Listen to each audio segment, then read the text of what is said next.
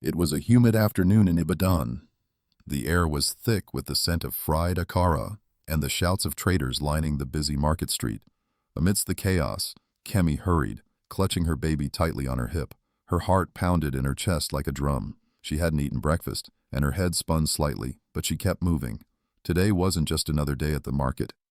No, today was the meeting she had dreaded for weeks, the family meeting where everything would change. As Kemi entered her family's old compound, her elder brother, Femi, stood at the entrance, arms crossed. "So you finally decided to show up, Anne?" he sneered, eyes narrowing at her. "Femi, I don't have time for this. Where's everyone?" Kemi replied, trying to brush past him, her voice tense. "In the parlor, father's waiting. But remember, Kemi, no one here is on your side."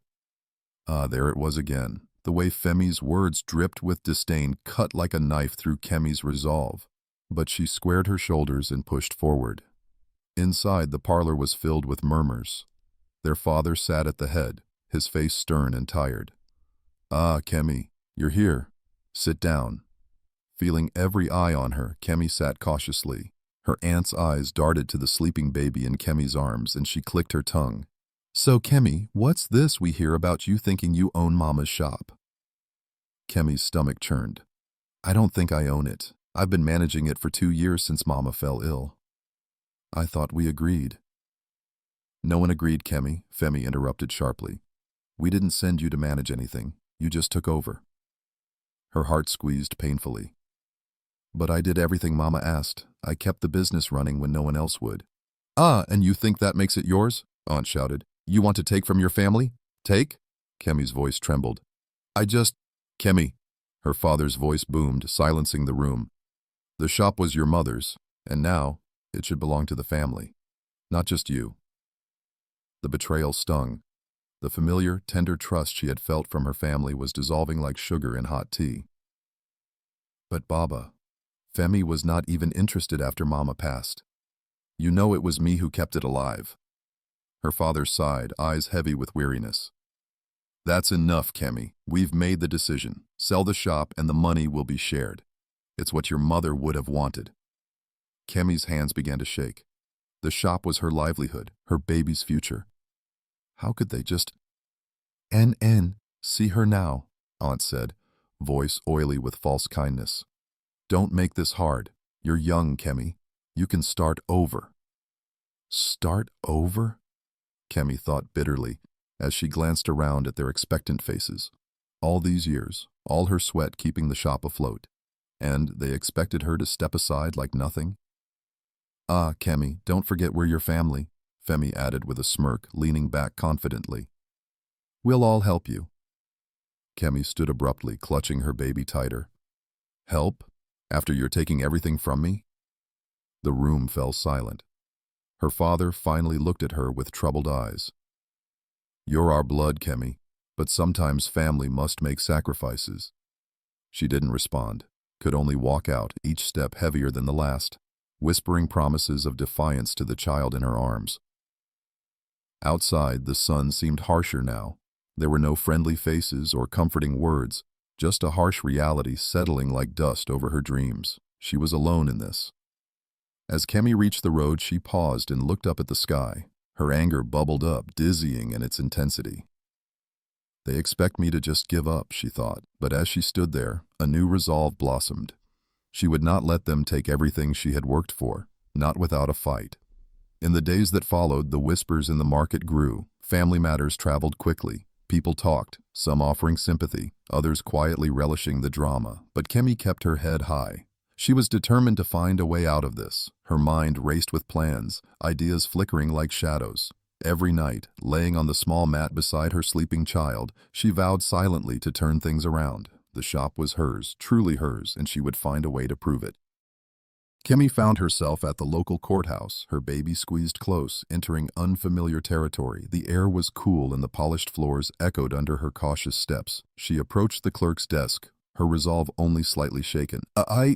I need to speak with a lawyer," she said, her voice quivering slightly yet filled with determination. "Wait here," the clerk replied, indifferent, as if noticing such desperation was an everyday affair. But for Kemi, this was the beginning of something new. In the lawyer's small dusty office, she laid out her story. the hurt still fresh with every word. The man listened, a hint of sympathy beneath his professional demeanor. "And you've no documentation, no written will?" he asked gently, peering over his glasses.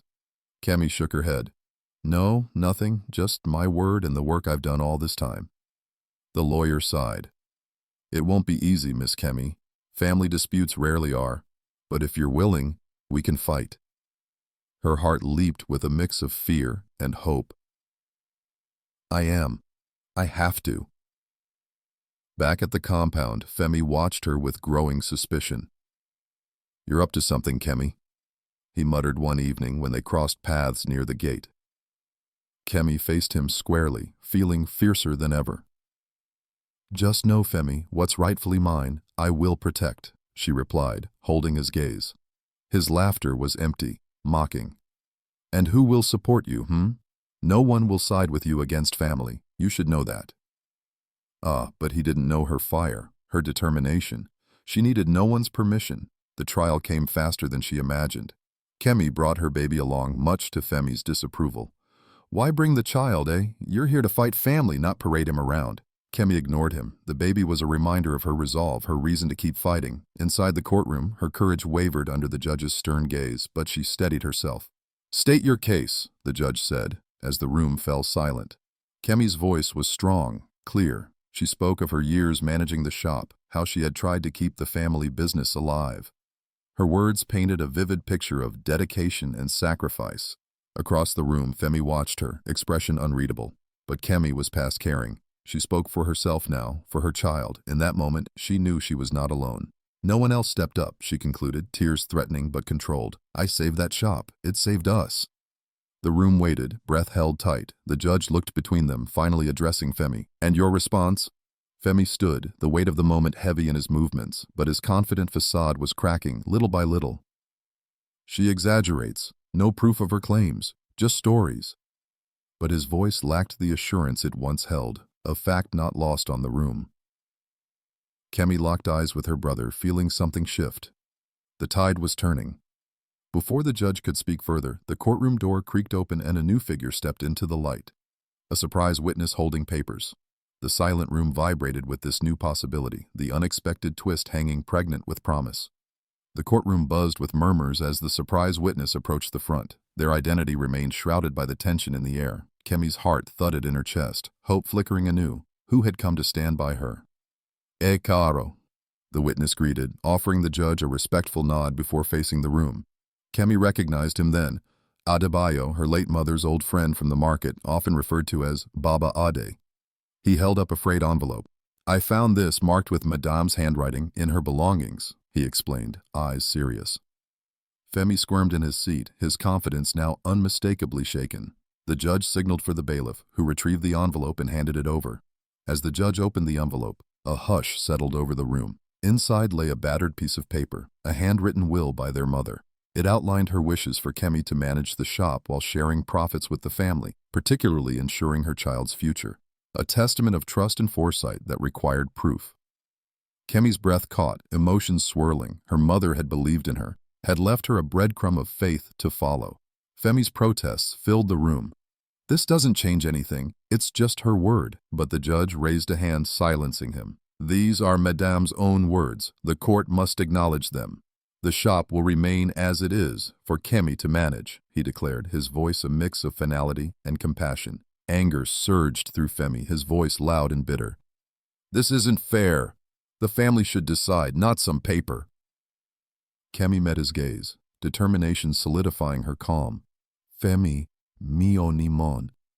But this was not my doing," she whispered, voice firm yet gentle, a plea for understanding even amidst the fury. Femi's face twisted with betrayal and shame, the weight of public defeat a formidable blow. He looked around, realizing the support he once commanded had dwindled, most siding with the clarity the will brought. A tense silence fell, barely a whisper between family members. Femi stormed out, leaving a vacuum of unresolved anger and accusation. The room's solemnity hung like a thick fog, while Kemi stood, gathering herself, weariness evident, but heart undeniable. "Essayun," Baba Ade murmured, nodding at Kemi. His presence was unexpected, a bridge from the past brought into the present, affirming the heritage she had fiercely protected. That evening, returning to the compound, Kemi prepared herself to face the aftermath. Her father sat in the veranda, the familiar scent of tobacco heavy in the air. He watched her approach, eyes dulled with age and unshed wisdom. "Baba?" Kemi started, settling into the quiet beside him. He sighed deeply, placing a gentle hand on hers. "We should have listened better. Forgive an old man's mistake. Omo me." His admission cut through Kemi's defenses, her anger mellowing into something tangible, yet forgiving. "Baba, it's not just you. We all have so much to learn." The evening echoed with familiarity as they sat together, silence framing their unspoken resolutions. Her father's acceptance shone a light against the shadows of division that had crept into their family. In the quiet moments, Kemi found herself reflecting on a long-remembered verse her mother often shared. "For where envy and selfish ambition exist, there is disorder and every evil thing. But the wisdom from above is first pure, then peaceable." James 3:16-17. The words offered a clarity and comfort she hadn't noticed before, encouraging her to find the wisdom of reconciliation and peace in her struggle. Days turned into a week, and Femi clung to his frustration, a tangible barrier threading through familial joy and tension. Yet Kemi sensed his struggle, the wavering undercurrents of doubt within him. Finally, during another family meeting, Kemi spoke boldly. "We're family, Femi. I don't want this to tear us apart. Let's find a way forward. Together." The words felt monumental in their simplicity, a plea built on a foundation of faith. Femi hesitated, pride gnawing at him. But there was something different about Kemi now, her strength a balm against the anger that had fueled him. He nodded slightly, words caught between acknowledgement and pride. Their father urged softly, "What your sister is saying, it reminds me of what our late wife always believed in. A family that supports and grows together." His wisdom, wrapped gently around his children's hearts, began binding frayed ties. One evening, Kemi found Femi by the shop's entrance. He looked unsure, a flicker of regret tarnished by distance, yet there, undeniable. "This was never just about the shop," he admitted, voice barely more than a whisper. "I was afraid of being overshadowed, forgotten." Kemi nodded, understanding dawning. "We need each other, whether we're running a shop or just being family. I can't do this alone." Their reconciliation was slow, a dance marked by forgiveness and renewed bonds. It wasn't immediate or easy, but each small step was essential, knitting their family back together under a broader understanding, one supported by love and the quiet certainty of shared faith. They began involving everyone in family decisions, ensuring everyone could also contribute to the shop's growth. It wasn't just work, it was community and togetherness. In the weeks that followed, the shop resumed its vibrance, resurrected by a newfound cooperation that stretched beyond the family. The local pastor visited one day, smiles gleaming with silent understanding.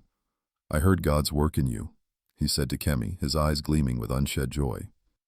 "You showed them love through your actions, and that's one of the strongest testimonies to faith." Kemi stood by the shop counter, looking at the shelving filled with their offerings, a testament of their collaborative victory. Her heart swirled with gratitude. It was here that she witnessed the tangible work of love, God's love in action, through trials and renewed faith. As her child settled into a peaceful sleep nearby, Kemi whispered a silent prayer of thanks. Through turbulence, she'd found God's peace, an unexpected blessing forged through their hardship. Even as scars remained, a silent testament of what had passed, Kemi recognized that these remnants could also be a source of strength, not merely reminders of pain. The lessons learned, the relationships restored, and the souls healed crafted a healing narrative of redemption solely possible through Christ. "Revenge sought to divide us, but God's love brought us back," Kemi reflected. In that moment of acknowledgement, Thank you so much for listening to this intriguing story. I hope it touched you or taught you something. For more stories like this, don't forget to like, share, and subscribe to the page. And guys, if you'd like to see a part 2, or you have thoughts on what happened, let me know in the comments below. I'd love to hear from you. See you in the next story.